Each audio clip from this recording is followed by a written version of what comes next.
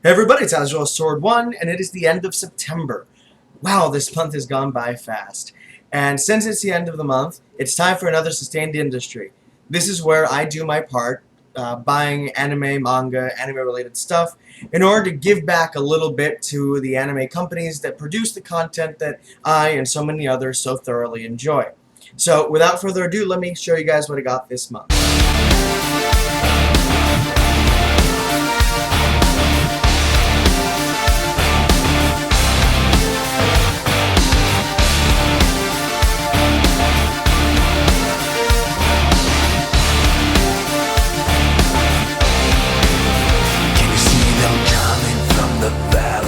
First, I got two Blu-rays. I got The Girl Who Leapt Through Time. This is another one of Mamoru Hosoda's masterful works. Other movies from him that you might have seen or heard of include Summer Wars, Wolf Children, The Boy and the Beast.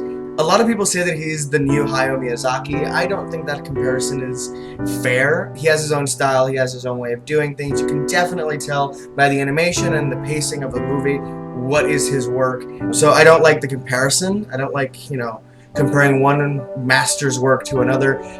But definitely whenever you see his name on something, check it out. It's almost always worth it. His movies have always been really, really good. So top tier. Check him out. Next, I got Ranma 1/2 Box Set 6. I actually just got this. I picked it up at Walmart just this morning, actually.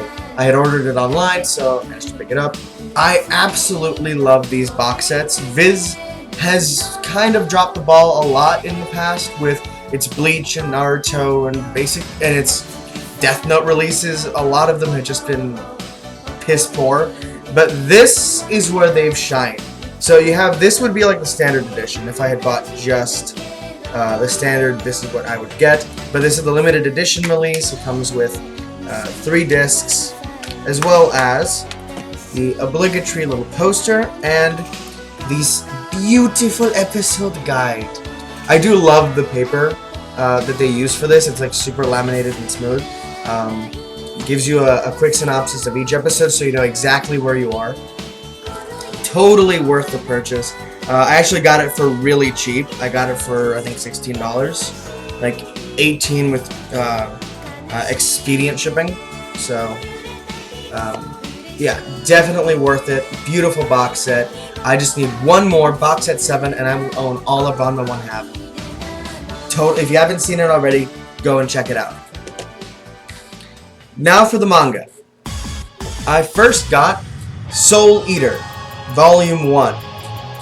Now, it's on my list to eventually buy the Blu-ray release, the anime, but in the meantime, I saw this at a comic book shop, and they were selling it for like $2, so I had to get it. It's brand new, brand spanking new condition. The artwork is substantially different from the anime. If you haven't seen the anime, check it out, but you can definitely tell that the art style is somewhat different. Still really, really well drawn, well done, so if you haven't already, check it out. Next, I got volumes 9 and 10 of Hiromu Arakawa's Full Metal Alchemist. Now, if you've been living under a rock and haven't heard of Full Metal Alchemist, please exit this video right now, go check it out, and come back later. This is a masterpiece. If you haven't seen it, I don't know what you're doing. This is an amazing series, both the animes, because there are actually 2 different animes. There's a 2003 version, which deviates from the manga, but still has a really, really, really well done story, which, has its own ending, splits off, but beautifully well done, and the 2009 anime Fullmetal Alchemist Brotherhood. This is the manga that started it all, and if you haven't seen it, checked it out, do it immediately. It is a wonderfully told, perfectly concise story. Great characters, great character development, great pacing, great everything. Not to mention those friggin' fights. And finally, my last purchase for this month. Obligatory Tokyo Ghoul Volume 8. Now, if you don't know what I'm doing with this, I am buying each volume as it comes out, and I'm not reading the scans online. I'm trying to be as faithful to this series as possible because I am in such love with this show and with this manga. And this volume contains one of my favorite scenes in the manga, which I don't know why they didn't show it in the anime. It is where, spoilers, in the fight between Ayato and Kaneki in the anime at the rooftop, all we see is a fairly well-animated fight, but nothing too serious. In the manga, however, Kaneki snaps and decides that he's going to literally half-kill Ayato for hurting Toka. And when he says half-kill, he means it quite literally. He spends his time deciding whether or not how you're gonna define half-death. So, he could split you in half, but, your upper body can survive even if you don't have your legs, but the opposite isn't true. What about the organs? Too finicky organs, each one has a really important function. If you ruin one, what happens to the others? So bones. Bones are the perfect way to half-kill somebody because your body is symmetrical. There are 206 bones, so all he has to do is break 103 of them so that, you'd be half dead. So he spends the next 4 or 5 pages methodically breaking 103 of Ayato's bones, going so far as to name them as he snaps them.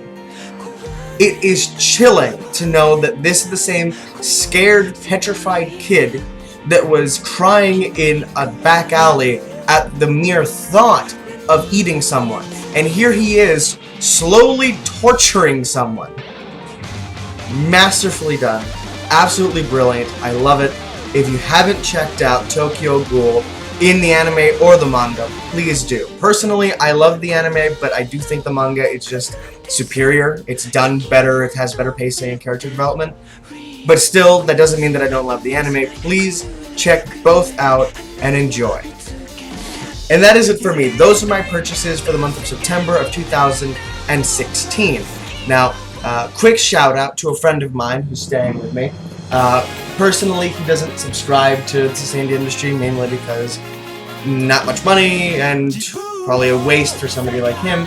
But he is passionate enough about shows like Tokyo Ghoul and, more importantly, just saying the name, Code Geass!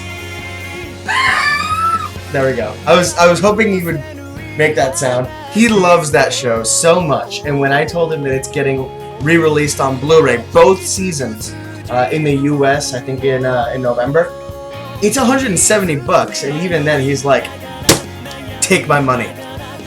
So, I guess it all just boils down to finding the shows that you're really passionate about. And that's what I'm doing, that's what anybody else who's doing this industry is doing.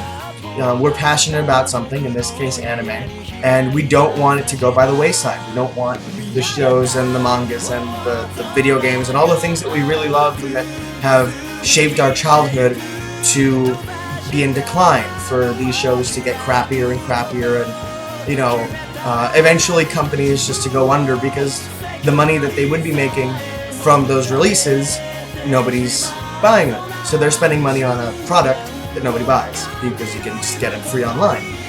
So that's what we're doing, and that's what I hope these videos inspire you to do in the future. That doesn't mean you have to spend an exorbitant amount of money, like $300 or $400 on anime. Like individual books, this is like $10. This one's like $7 if you buy it new retail. So any little bit helps. Any little bit goes back into the same well that produces and churns out more and more amazing series that we can all enjoy. So, with that, I leave you. Adieu until next month. See you guys later.